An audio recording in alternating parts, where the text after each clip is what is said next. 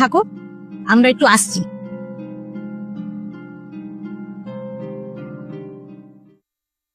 বৌমা, আমার জন্য একটু জল নিয়ে আসো তো। এ নিন মা।